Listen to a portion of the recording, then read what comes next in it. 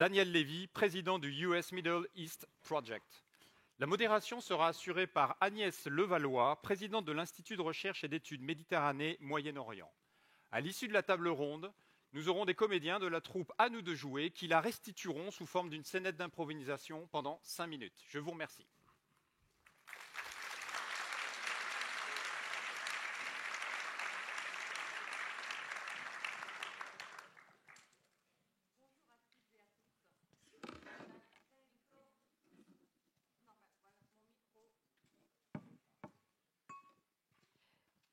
Bonjour à toutes et à tous, c'est un honneur et un plaisir d'être avec vous ce matin et avec ce panel de grande qualité pour aborder une question extrêmement délicate. Comment retrouver le chemin des négociations? Elle est difficile, évidemment, cette question, alors que la bande de Gaza est ravagée par l'armée israélienne suite au terrible massacre du 7 octobre 2023. Une situation qualifiée de famine par l'ONU, une situation où presque plus rien n'existe dans cette bande de Gaza. Et dans ce contexte, on se demande qu'est-ce que ça veut dire que de négocier, avec qui parler, avec qui négocier, et surtout comment. Peut-on simplement parler de négociation alors que la discussion semble complètement exclue à ce stade, que la solution à 2 États est rejetée par Israël et l'interlocuteur palestinien avec lequel parler, l'autorité palestinienne, n'est pas considéré comme un interlocuteur. La position de domination dans laquelle se trouve Israël, appuyée évidemment par les États-Unis, pousse l'État hébreu à mener son projet de vider la bande de Gaza de sa population et d'annexer la Cisjordanie.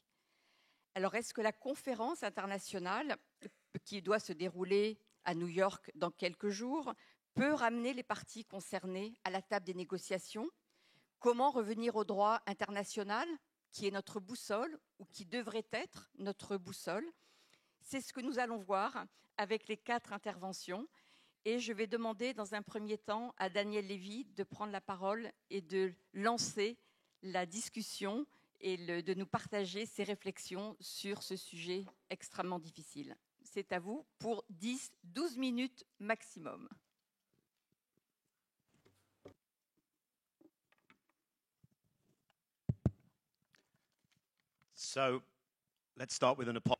Eh bien, d'abord, mes excuses. Je ne peux pas m'exprimer dans la langue de Molière.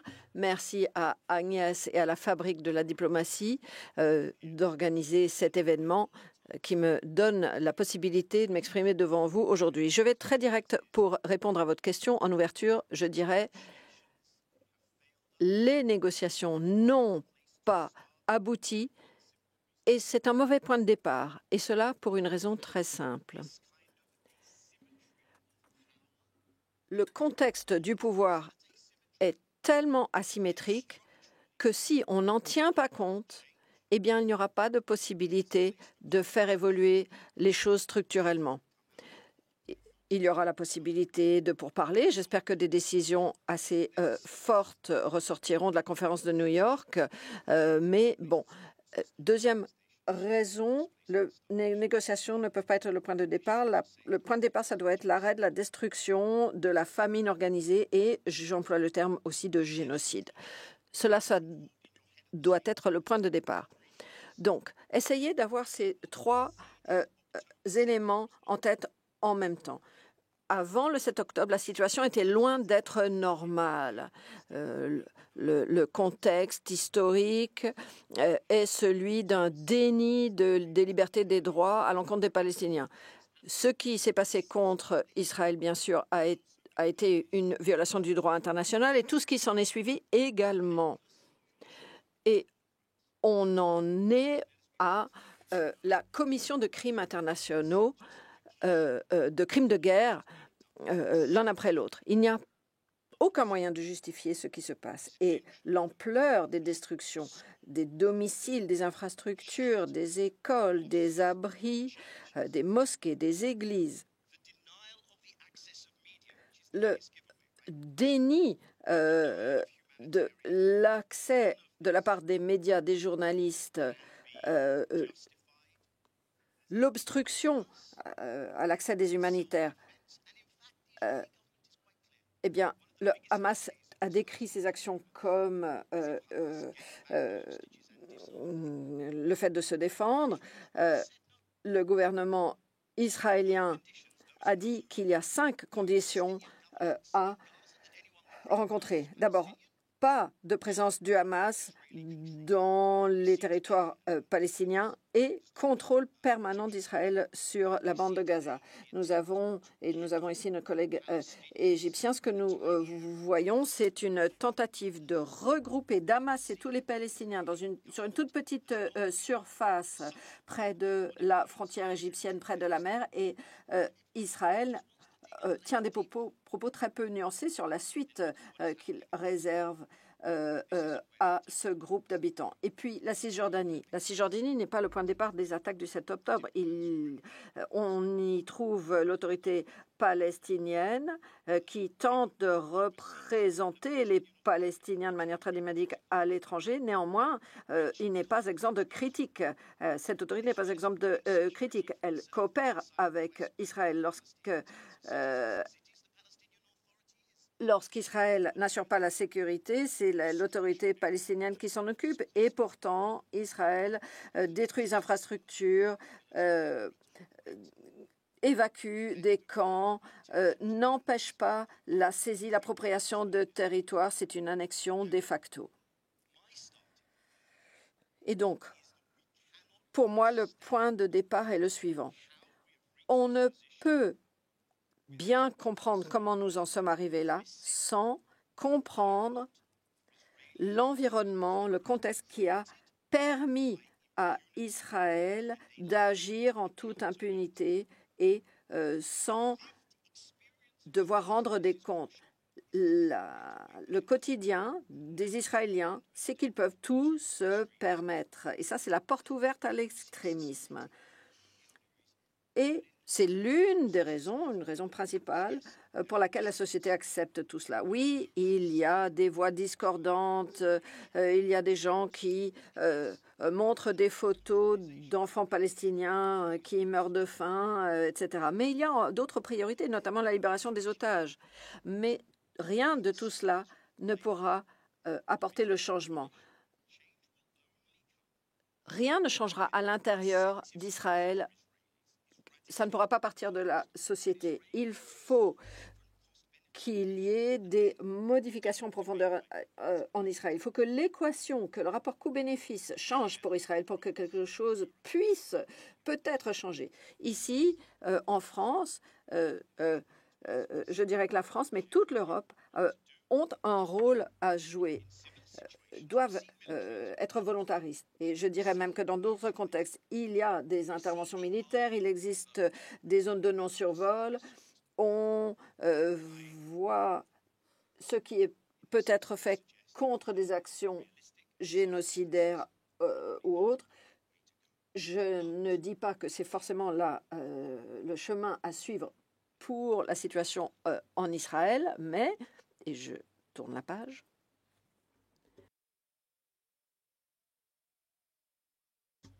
mais il y a d'autres outils. Tout d'abord, ne pas se rendre complice, ne pas être complaisant. Deuxièmement, se demander quel type d'action prendre qui pourra avoir un impact sur les citoyens israéliens et pourra faire changer de cap les personnes au pouvoir. Et la reconnaissance d'un État palestinien, eh bien, pour moi, n'est pas suffisante. L'État que l'on se prépare à reconnaître vit sous occupation permanente et toute cette occupation a été considérée par la Cour internationale de justice depuis le 19 juillet comme étant illicite.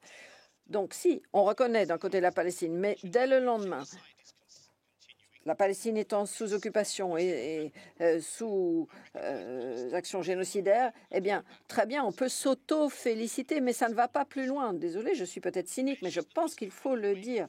Donc, après la reconnaissance, il faut des mesures concrètes. Et ces mesures concrètes doivent mettre fin à la complicité et doivent faire basculer l'équation. le rapport coût-bénéfice. Nous avons encore un rapport commercial, un commerce d'armes avec Israël. L'UE doit jouer de son poids. Est-ce que vous pensez que c'est... est-ce qu'il est naturel de vendre des armes à un pays sans demander avez-vous... Ou est-ce qu'il est normal donc, de ne pas poser de questions? Un quart des actifs israéliens sont dans des banques européennes. Israël participe à des compétitions sportives en Europe. Et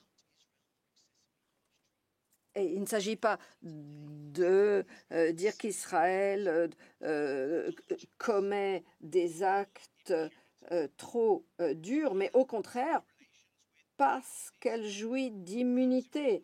Est-ce que l'on traite de la même manière les Houthis qui commettent des crimes ou ceux qui commettent des crimes ailleurs? Alors, bien sûr, le principal coupable, ce n'est pas l'Europe. Il y a un acteur qui est très absent ici, ce sont les États-Unis. La politique de M. Trump remonte en fait à longtemps. Israël ne pourrait pas agir de la sorte sans des armes américaines, sans les menaces américaines à l'encontre d'autres pays, et notamment dans les tribunaux internationaux. L'opinion publique commence à changer aux États-Unis, c'est important. Il y a des sondages à étudier et il y a même une controverse entre les partis politiques aux États-Unis en ce moment. Donc, rien n'est aussi tranché qu'avant. Mais ce qui se passe aux États-Unis ne devrait pas avoir d'impact sur ce continent. Et puis il y a également le reste de la région. La situation est vraiment très difficile. Comment les autres pays de la région peuvent-ils avoir plus d'impact et d'influence? Et je pense que c'est un désastre d'ailleurs pour Israël et pour les Israéliens. Et ce qu'Israël, justement, essaye d'imposer, c'est un projet hégémonique régional qui repose sur le principe que même si vous êtes en désaccord, même si vous estimez que cela radicalise le public et la région, eh bien, que se passe-t-il? C'est un pays qui est révisionniste et même si c'est le constat, eh bien, on peut se demander si Israël sera soutenu par les autres pays occidentaux qui reconnaîtront son invincibilité. Donc, comment peut-on négocier la paix dans la région? Comment est-ce qu'on peut faire avancer les choses dans la région? Et je me rapproche de ma conclusion. Donc, oui, la question principale, c'est celle des Palestiniens et des citoyens israéliens, mais même si peu vous importe, et je vais préciser que les citoyens israéliens eh bien, sont aussi mal placés que les Palestiniens. On ne peut pas vivre dans la paix, etc., alors que son propre pays commet des crimes de guerre. Mais cela va bien au-delà de ces frontières-là. C'est important pour le monde entier. Et la Palestine est vraiment le lieu où l'on voit la dégringolade des institutions internationales. Elles sont devenues vides. On voit vraiment se manifester l'absence de justice dans cet ordre postcolonial. Peut-on vraiment parler d'ordre postcolonial dans la région?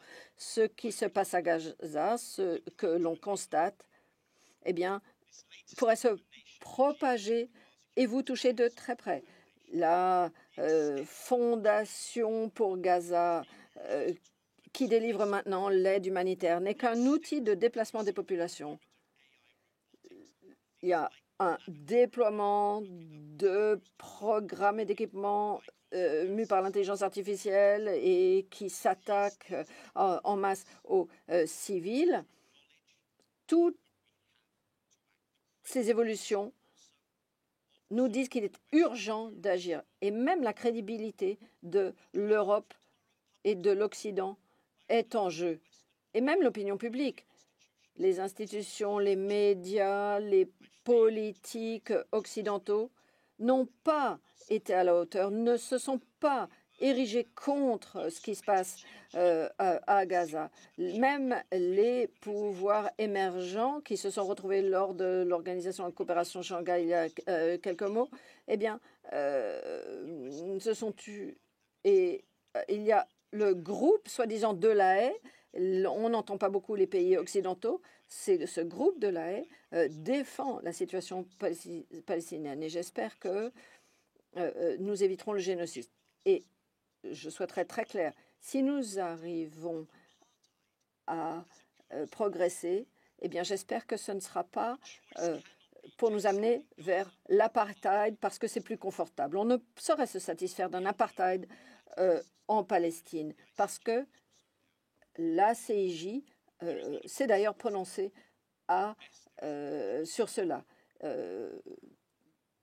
Donc, voilà la situation. Je ne sais pas si une situation à 2 États est possible. Je ne sais pas si la non-partition est une meilleure solution. Mais ce que je sais, c'est qu'à Gaza, tout a changé. Il n'y a plus de Gaza. Il n'y a plus de bâtiments debout à Gaza. Quel est le choix pour les Gaza? Rappelons l'histoire. Nous vivons une deuxième Nakba. Les Palestiniens aujourd'hui sont les descendants de personnes déjà déplacées dont le martyre n'a jamais été reconnu ou réparé. Donc, ils ont 2 choix, vivre dans les décombres ou accepter de quitter Gaza. Alors, ça pose les questions du retour, est-ce qu'il est possible ou pas?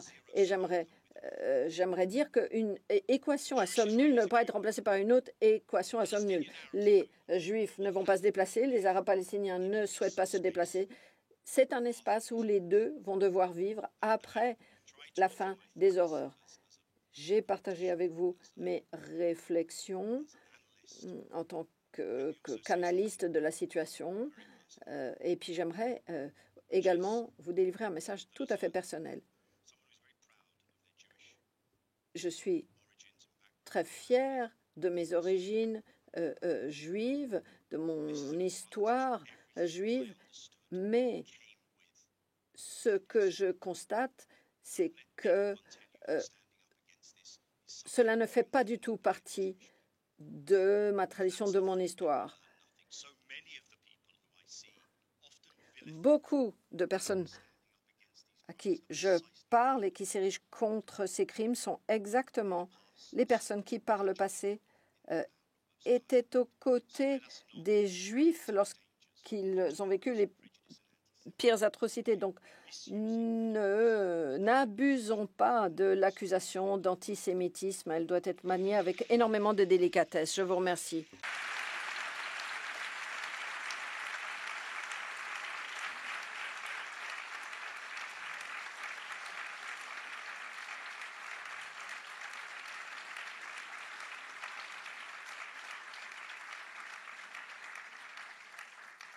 Merci beaucoup pour la clarté de votre propos, pour les mots utilisés pour décrire la situation et pour le courage avec lequel vous envisagez des pistes, même si celles-ci aujourd'hui semblent effectivement extrêmement compliquées à trouver. Et il me semble qu'il est important maintenant de donner la parole à Hala Abouassira pour justement réagir à ces propos, mais aussi pour montrer comment l'autorité palestinienne, comment les Palestiniens peuvent agir actuellement, comment peuvent-ils, quelles sont les propositions pour retrouver ce chemin de la paix? Est-ce que c'est possible? Le droit international, qui est cette boussole dont on vient de parler, est-ce qu'elle peut encore faire quelque chose, cette boussole, ou est-ce qu'on l'a complètement perdue? Merci, chère Agnès, et merci au Quai d'Orsay, à la Fabrique, à l'Académie diplomatique, pour l'organisation de ces 2 jours de réflexion, de remise en question et d'échange sur des questions qui nous touchent tous. Et merci à la Sorbonne Nouvelle de son accueil dans ces locaux ici. Vous posez une question très importante. Est-ce qu'il y a-t-il de quoi négocier encore? Est-ce qu'on peut négocier? Est-ce qu'on doit négocier? Et je commencerai par dire que ça fait 30 ans.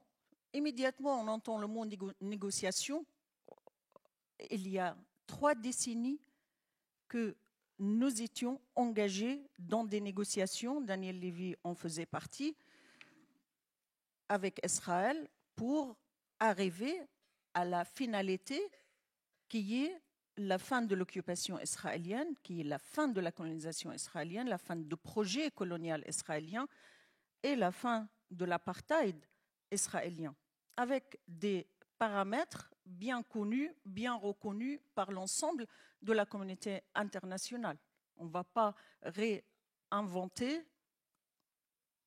les paramètres de la solution, ce qu'on appelait toujours la solution finale, c'est-à-dire la fin de l'occupation israélienne, selon les milliers de résolutions des Nations Unies, on est à 1000 résolutions de l'Assemblée générale et du Conseil de sécurité concernant la question palestinienne et son règlement pacifique basé sur le droit international. Mais après 30 ans d'engagement dans ce qu'on appelle le processus de paix, personne n'ose aujourd'hui même utiliser le terme processus de paix.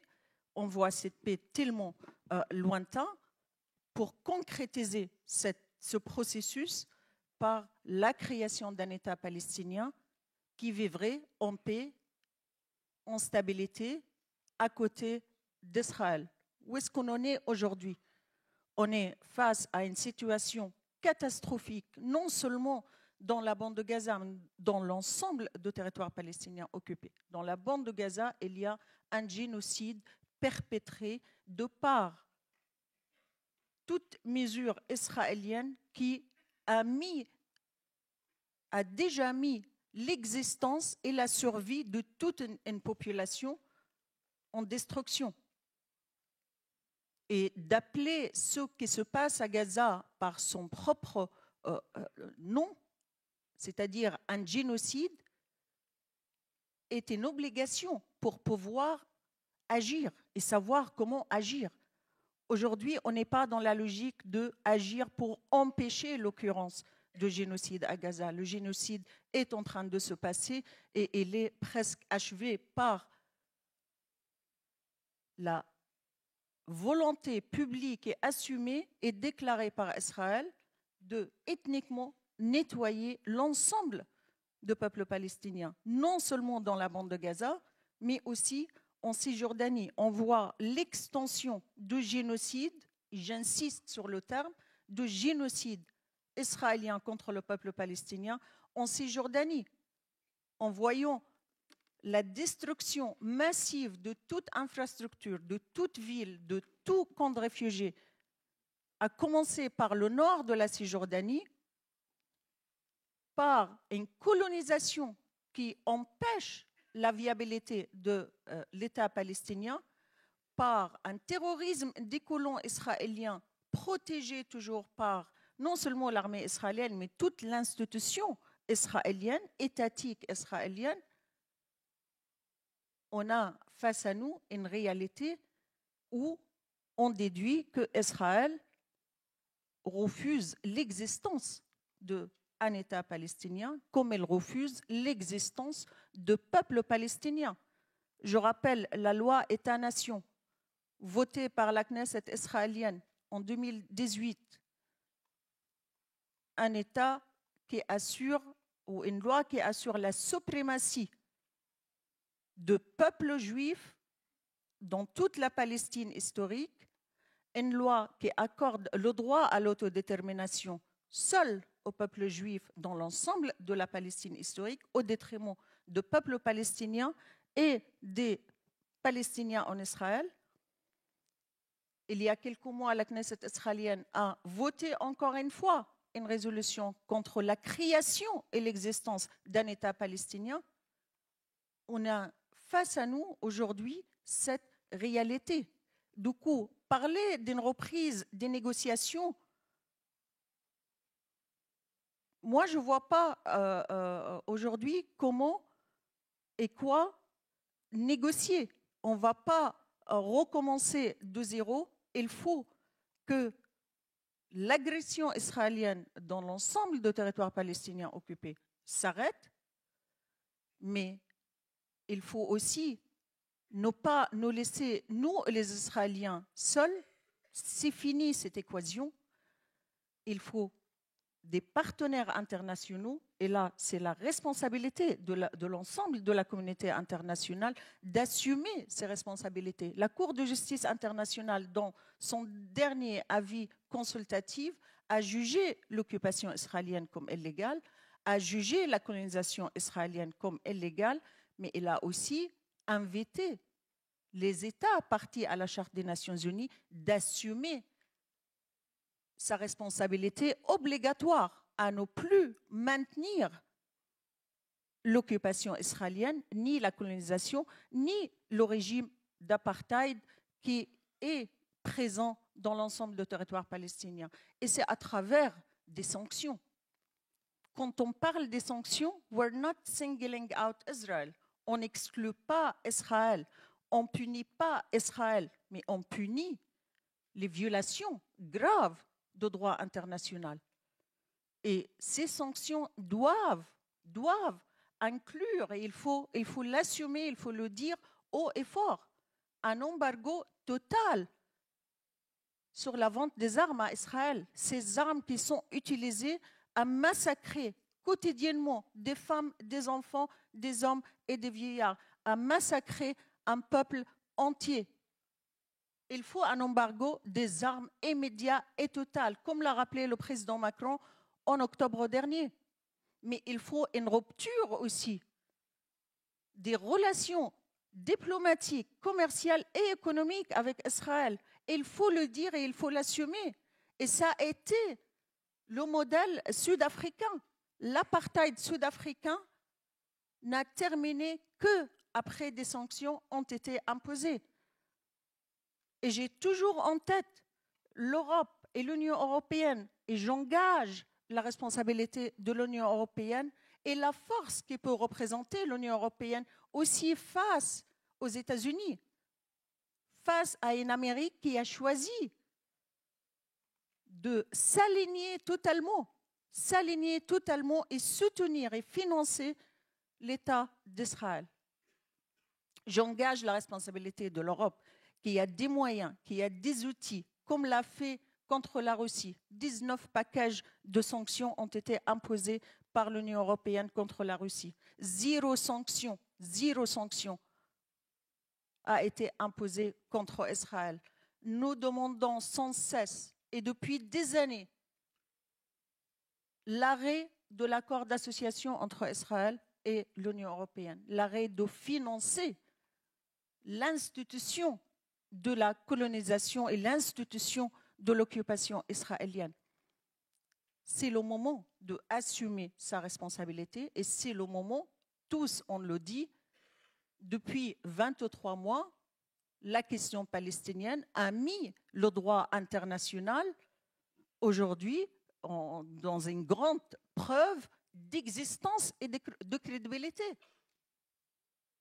Jusqu'au octobre 2023, dans toutes mes conversations, tout le monde m'a dit on s'est enlacé de la question palestinienne, on a oublié la question palestinienne, vous n'êtes pas prioritaire sur l'agenda international, il y a tant de crises dans le monde que votre question dure depuis très longtemps. Du coup, la conférence internationale des Nations Unies sur le règlement pacifique de la question palestinienne et la fin de l'occupation israélienne doit être l'opportunité, et c'est l'opportunité finale, ultime, de, ensemble, pas chercher une solution. La solution est connue, les paramètres sont connus, mais comment concrétiser cette solution à deux États? Car l'alternative serait catastrophique. Ça serait un État d'apartheid de facto et de jure ou un régime d'oppression et de ségrégation raciale et d'apartheid serait le maître de jeu dans notre territoire. Aujourd'hui, il y a une priorité et je termine par ça. C'est un cessez-le-feu à Gaza. Un cessez-le-feu à Gaza, on est en train de voir la bande de Gaza exterminée totalement, avec une population de plus en plus déplacée et qui risque son expulsion et son nettoyage ethnique de toute la bande de Gaza. Il faut un cessez-le-feu. Il faut l'entrée massive de l'aide humanitaire dans la bande de Gaza. Et je voudrais également saluer les efforts de l'Égypte dans le plan de reconstruction de la bande de Gaza, qui est pour nous, le gouvernement palestinien, le seul référence et seule solution possible. Nous rejetons tout mandat, toute idée d'imposer un mandat politique ou militaire sur le peuple palestinien, que ce soit dans la bande de Gaza ou en Cisjordanie. Le gouvernement palestinien est engagé depuis 30 ans déjà à construire des institutions étatiques rendues fragiles et vidées de leur sens et leur capacité à agir, à fournir des services. Mais nous sommes engagés dans des réformes, dans une construction des institutions étatiques et on est prêt au statehood. Il faut renforcer le gouvernement palestinien, il faut renforcer l'autorité palestinienne qui est prête à assumer ses responsabilités totales et entières dans la bande de Gaza avec l'aide de nos frères égyptiens et jordaniens, mais aussi avec l'aide de partenaires internationaux que nous attendons le 22 septembre, c'est très important, le 22 septembre, pas pour une nouvelle déclaration, pas pour des nouveaux paramètres, mais nous attendons un plan concret pour mettre au terme à l'occupation israélienne, qui est le mal le plus gros, qui est la base du problème, mais avec des outils, avec des actions irréversibles. La reconnaissance fait partie de ces outils. Et ce n'est pas une conférence pour la reconnaissance ou sur la reconnaissance. La reconnaissance, je ne veux pas la surestimer ou la sous-estimer, elle est importante, c'est un droit de reconnaître l'existence du peuple palestinien, son droit à exister dans son État, mais si ces reconnaissances que nous attendons ne sont pas accompagnées par des actions concrètes, par des sanctions concrètes et un calendrier spécifique selon la demande de la Cour de justice internationale, comment mettre terme à l'occupation israélienne, comment mettre terme à l'apartheid israélien, c'est la seule sortie de cet enfer dans lequel nous nous trouvons. Le peuple palestinien a droit à la vie, a droit à la dignité, a droit à la liberté. Et ces droits ne sont pas négociables. Merci.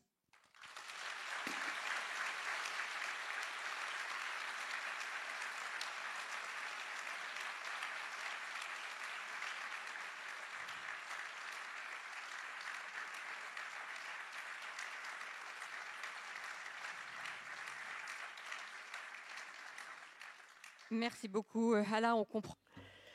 Thank you very much, Hala. Yes, what we hear is that the parameters of the solution are well known, but we're beyond that today, or that's not where we are today. L'intervention de Yasser Eloui, qui est donc égyptien, va nous éclairer sur ce rôle essentiel que joue l'Égypte depuis des années, bien avant le 7 octobre et les négociations qui sont suivies. Mais l'Égypte a toujours joué un rôle important et aussi au sein de la Ligue arabe avec ce plan qu'a proposé la Ligue arabe. Vous avez la parole.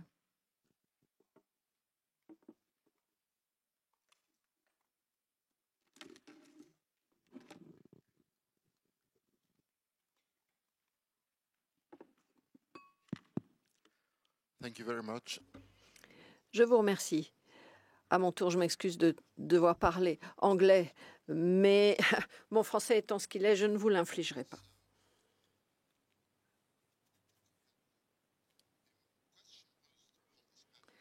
Donc la question qui est posée aux intervenants de cette table ronde, eh bien, demande que l'on réfléchisse un peu à la stratégie qui pourrait rallumer cette petite lueur au bout du tunnel diplomatique. Et c'est une question où c'est très difficile à faire quand on a plus de 60 000 morts, lorsqu'il y a une famine organisée qui est imposée à Gaza.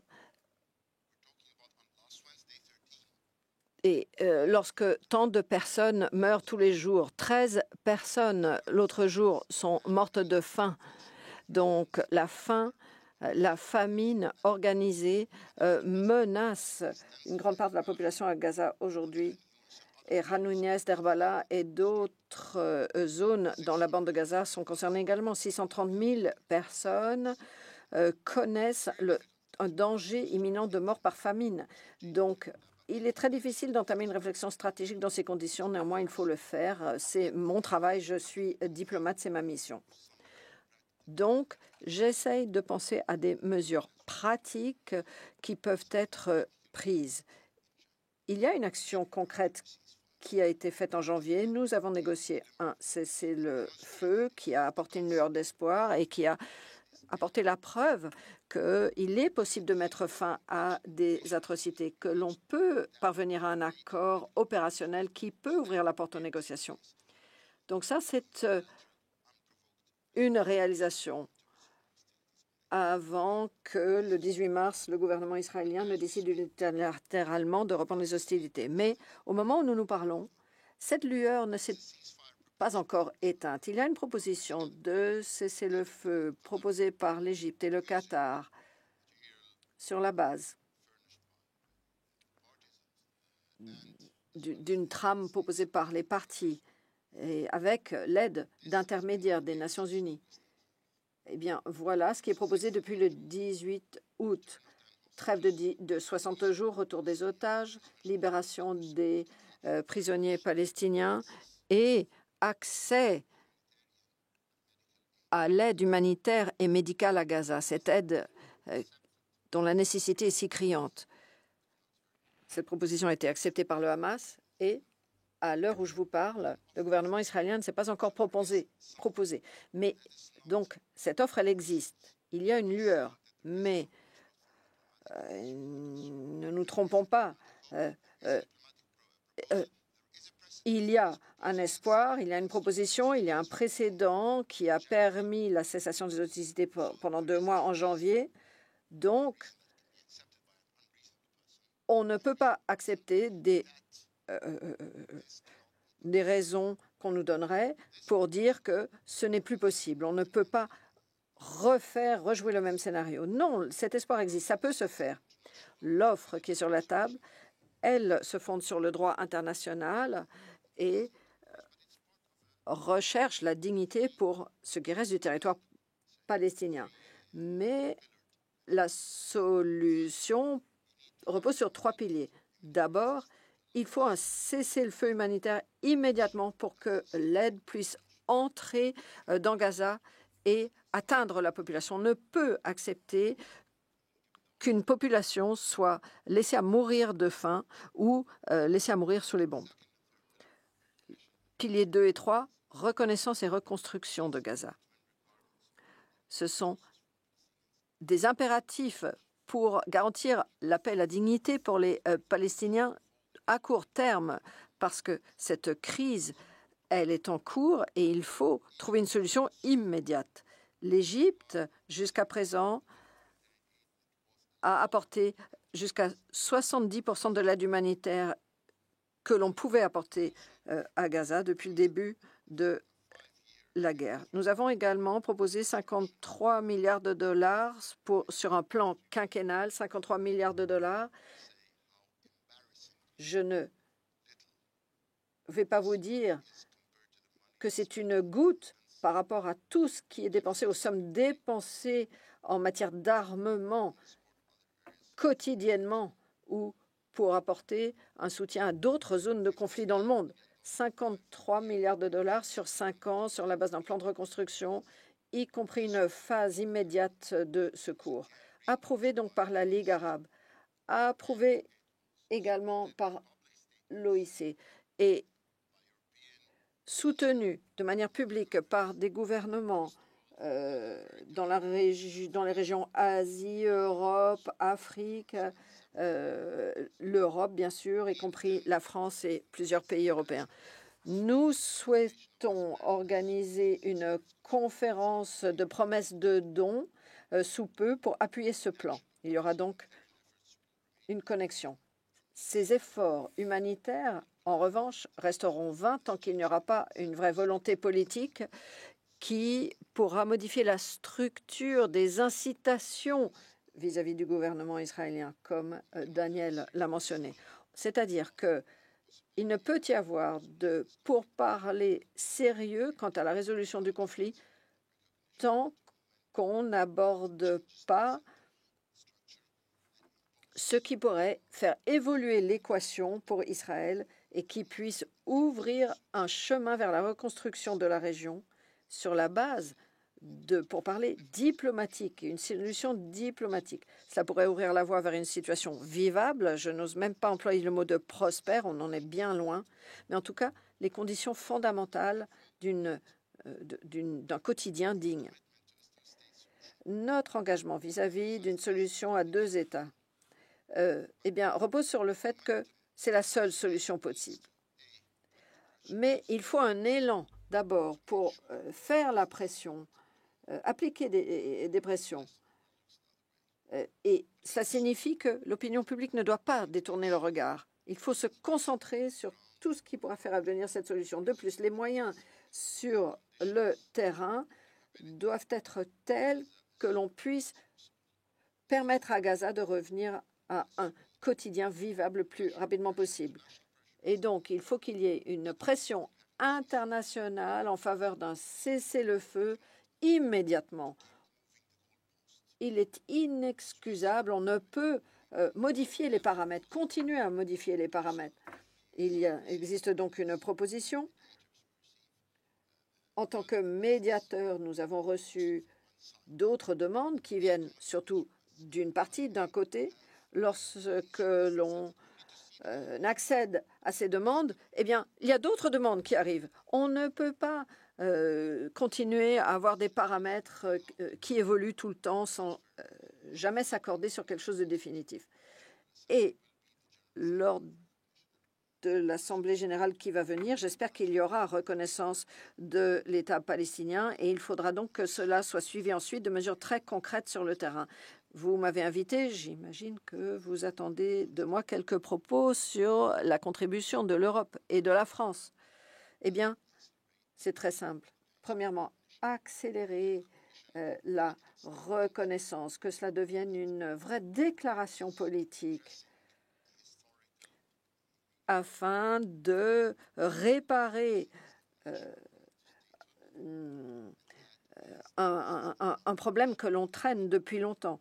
Et reconnaissance de la condition d'État de Palestine. Il ne faut pas que cette reconnaissance soit creuse, vide de sens. Deuxièmement, investir dans un plan de reconstruction. Il faut qu'il y ait un plan de reconstruction et surtout avec une première phase d'aide et de secours.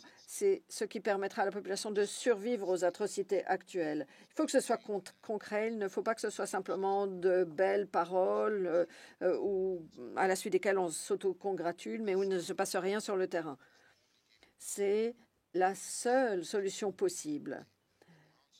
Et puis, il y a les sommes à lever, à mobiliser pour que le quotidien des Gazaouis soit vivable. Les sommes promises pour l'instant sont malheureusement très faibles et il faut beaucoup plus pour que l'on puisse progresser et que la reconstruction soit suivie d'effets. À partir du moment où il y aura aide d'urgence et reconstruction, cela signifiera que le cessez-le-feu est devenu irréversible. Donc d'abord, cessez-le-feu, puis ensuite un élan juridique en faveur de la reconnaissance, mais qui serve de vecteur à la reprise de négociations, des négociations concrètes, pas des négociations comme une fin en elles-mêmes, mais des négociations visant à arriver à un compromis historique dans un délai imparti entre ces deux États. Tout effort en faveur d'une nouvelle architecture, un nouveau système, mais qui ne s'attaquerait pas aux causes racines de ce problème, eh bien, n'est qu'illusion, une illusion qui a un prix humain énorme. Il y a beaucoup de morts tous les jours. On ne peut continuer à entretenir cette illusion. Et ensuite, utiliser ce le pouvoir que l'on a, utiliser les moyens de pression dont on dispose. On peut dire beaucoup de choses à ce sujet, quels sont les moyens de pression, etc. Je ne vais pas rentrer dans les détails, je pense que tout le monde les connaît. Mais les moyens de pression sont là pour avancer sur le chemin des négociations, pour commencer à parler d'une paix durable, après quoi on pourra parler de l'avenir de la région, commencer à employer les mots de prospérité et surtout de dignité pour les habitants de cette région qui ont autant de droits que les autres. Et il ne faudra pas être du mauvais côté de l'histoire. Je vous remercie.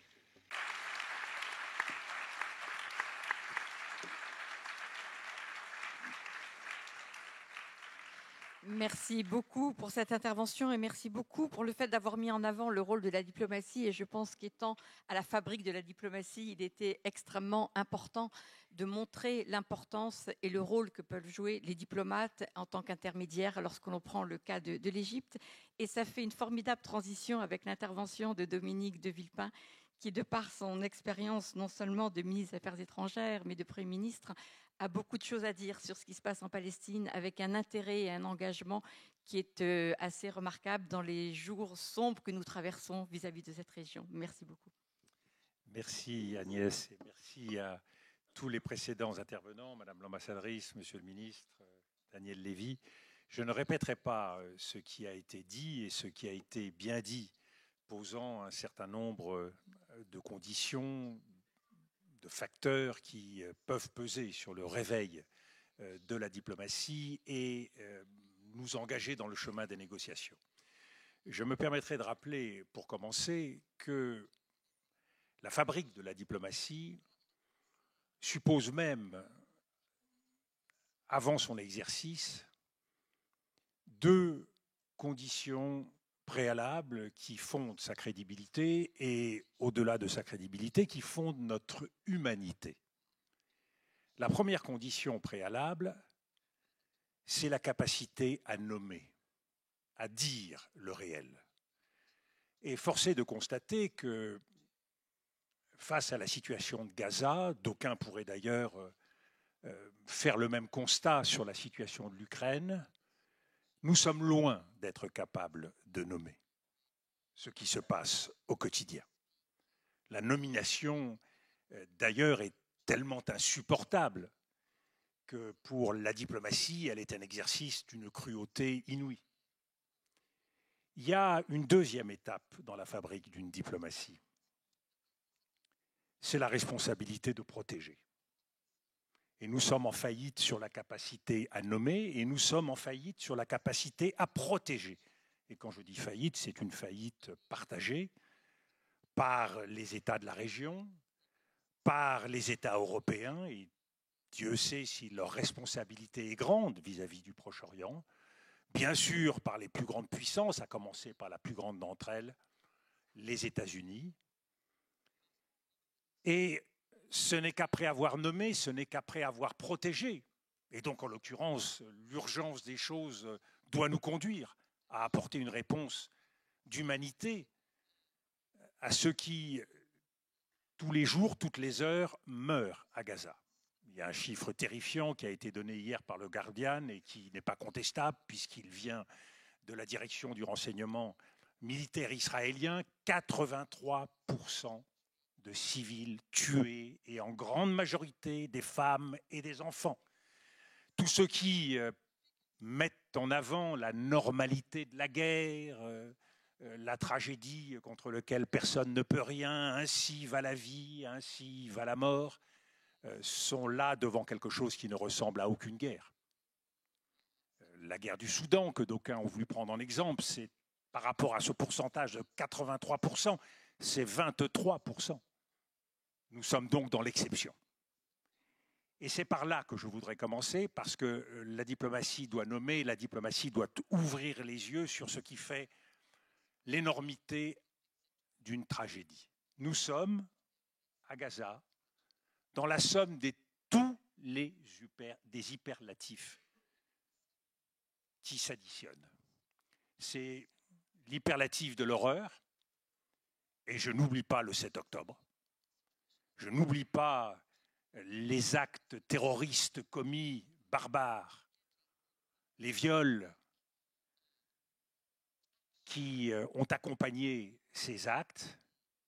Et bien sûr, à partir du 7 octobre, la vengeance et l'hubris qui nous place aujourd'hui devant plus de 60 000 morts, et sans doute le compte est-il très limitatif, et devant un drame qui nous touche tous. Hyperlatif aussi quand on songe à ce qui constitue la mémoire de ce drame, et on ne peut pas ne pas faire référence, même si comparaison n'est pas raison, entre ce qui constitue la mémoire juive et ce qui constitue la mémoire palestinienne.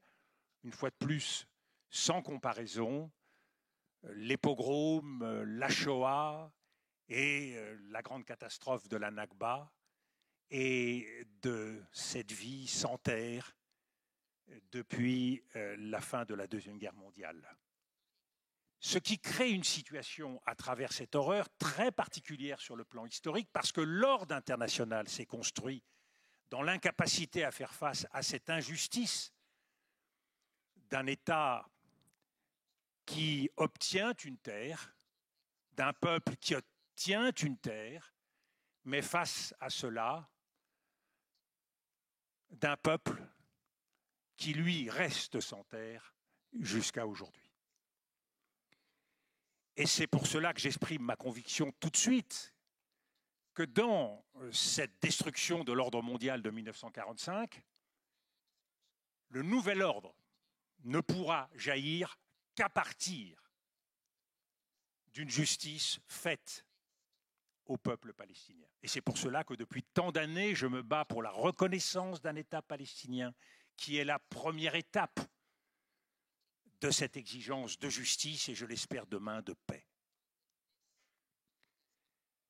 Hyperlatif de l'horreur, hyperlatif de la puissance. Jamais aucun État, depuis l'Empire ottoman, n'a eu la puissance d'Israël dans cette région. Et je m'arrête en ce qui concerne l'Empire ottoman à 1836, quand l'Égypte s'émancipe. Mais ce qui donne une responsabilité à Israël dans cette région immense. Hyperlatif également de la puissance concernant les États-Unis, principal soutien d'Israël, qui nous place dans un échiquier mondial où et Israël et les États-Unis sont en situation sur le plan régional et international de tenir en quelque sorte le destin de cette région. Hyperlatif également de l'impuissance.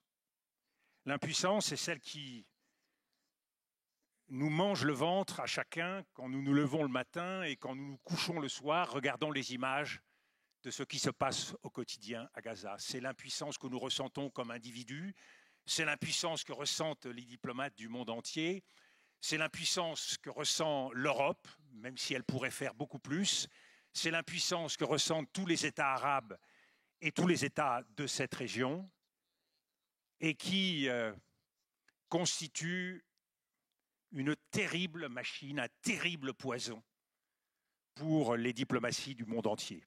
Et puis, hyperlatif de tous les dangers. Parce que la situation d'aujourd'hui, c'est une situation qui est en quelque sorte la veille de nouvelles catastrophes, qui sont là, en gestation. Nouvelle catastrophe du terrorisme. Comment peut-on penser que le terrorisme va rester dans sa boîte? Catastrophe de nouvelles guerres. Ne l'oublions pas, il y a Gaza, il y a aussi la Cisjordanie, il y a aussi un Liban placé dans l'expectative, une Syrie qui aussi, tout pays du voisinage qui aujourd'hui sont suspendus au rêve du grand Israël.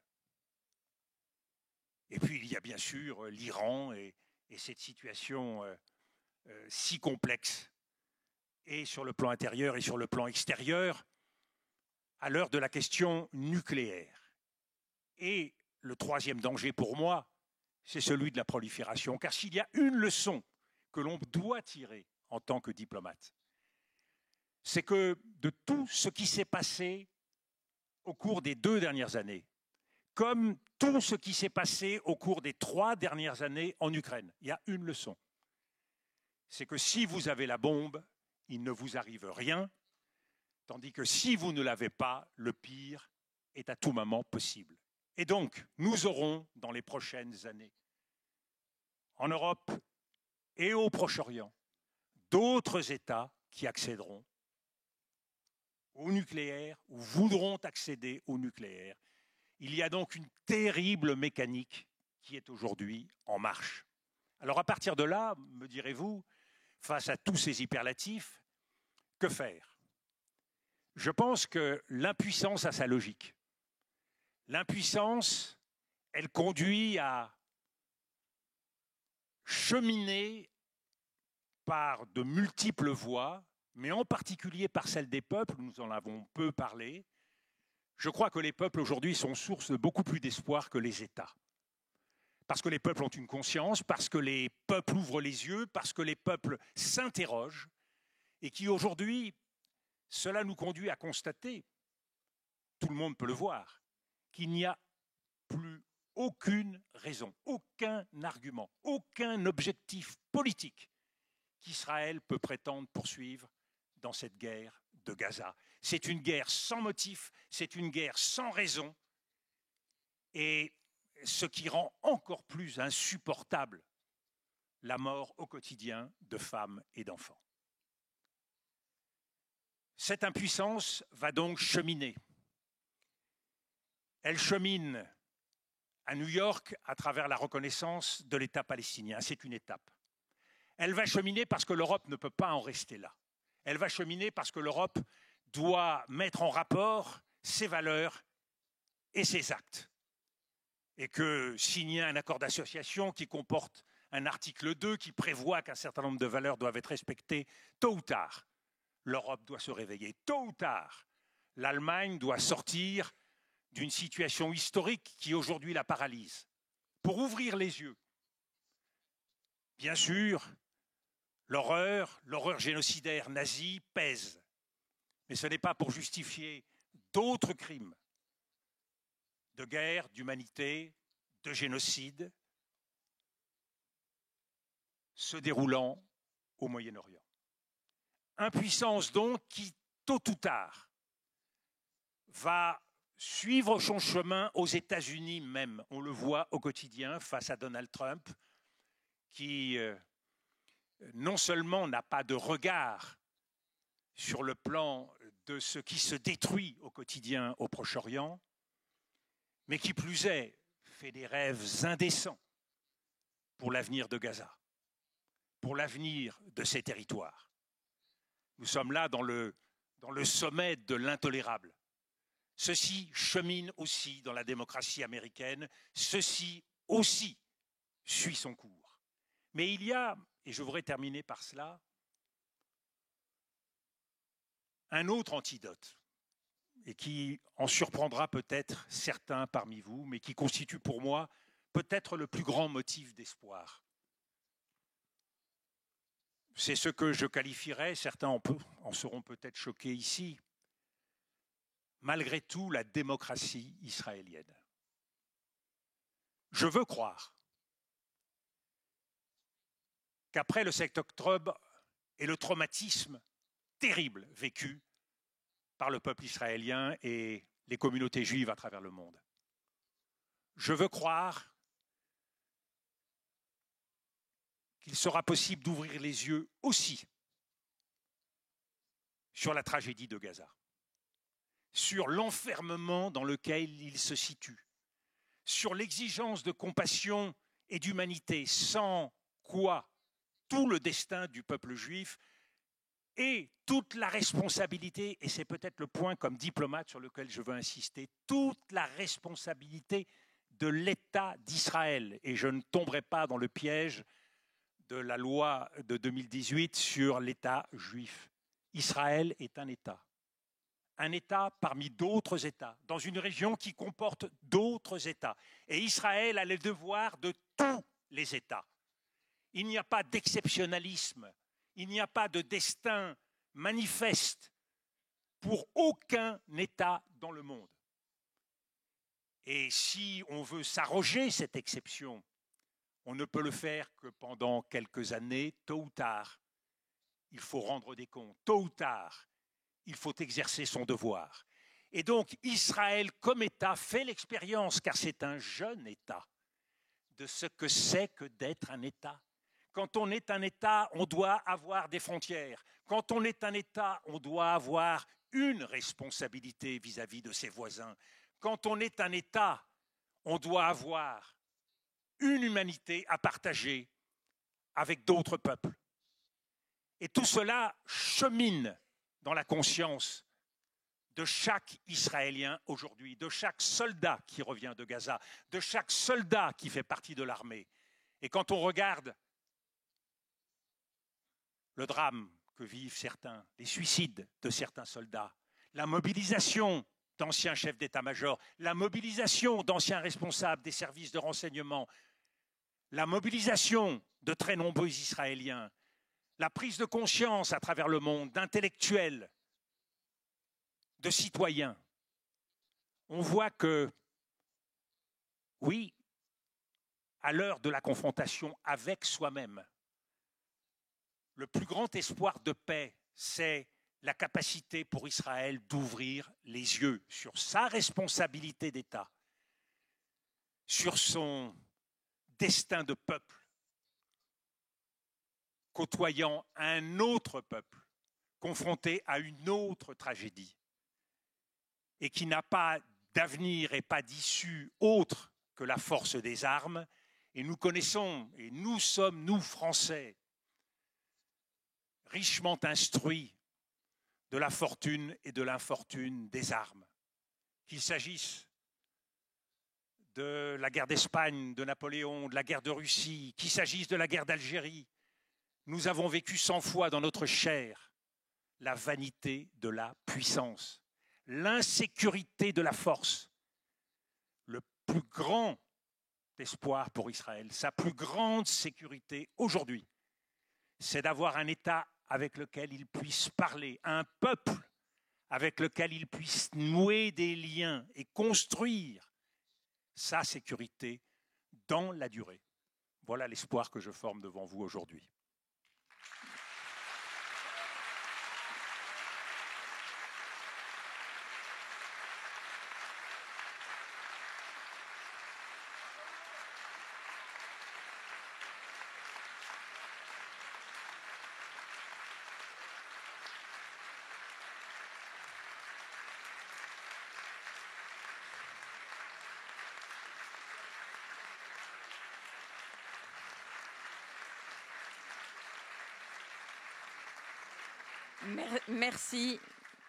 Merci infiniment pour ces propos.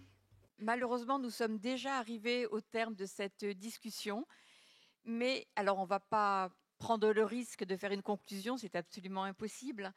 Mais en tous les cas, nous allons laisser la place à des comédiens qui vont tenter, donc non pas de conclure, mais de restituer ce qui leur a paru important de cette discussion. Donc nous allons nous éclipser et je laisse les comédiens venir sur la scène. Merci infiniment.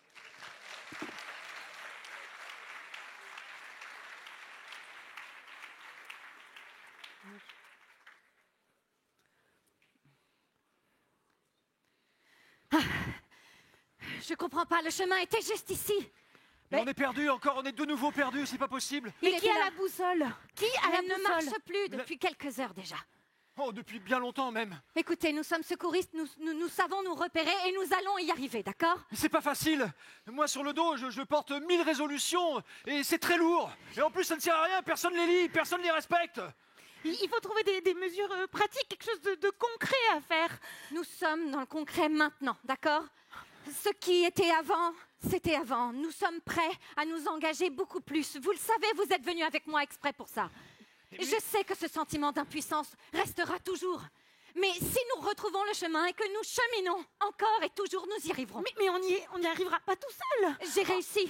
Nous avons réussi. Il y a 53 milliards qui sont déjà engagés. Et des promesses de dons. Mais c'est rien, 53 milliards, c'est une goutte d'eau. Oh, regardez, on est déjà passé par là. Il y a 1 an, il y a 2 ans, il y a 3 ans, il y a 20 ans, on est déjà passé par le même chemin. Et on est encore là. Je sais tout ça. Je le sais tout comme vous. Nous avons fermé les yeux. Mais la montagne était trop haute. Nous ne voulions pas voir derrière. Maintenant, nous sommes sur le sommet. Et nous voyons, nous sommes prêts à ouvrir les yeux. Regardez devant vous, le paysage est là. Il est ce qu'il est. Et il faudra faire avec. Nous allons reconstruire. Nous allons aider. Nous allons aider en urgence, tout de suite. Et puis nous continuerons sur le long terme. J'arrive pas à dire les mots, j'arrive pas à nommer les choses. C'est trop dur, c'est... Si, il faut le faire. Il faut nommer. Voilà. Il Et faut d'abord, protéger. trouver ce chemin des négociations. Il est là, quelque part, sous notre nez. Je la vois. La petite lueur, je la vois. Bien sûr. Je la vois aussi. Là-bas. Oui, elle est là. Nommer et protéger. C'est notre devise. D'accord? D'accord. Alors allons-y. Au les cœurs. On va le trouver. On va trouver. Merci. Merci.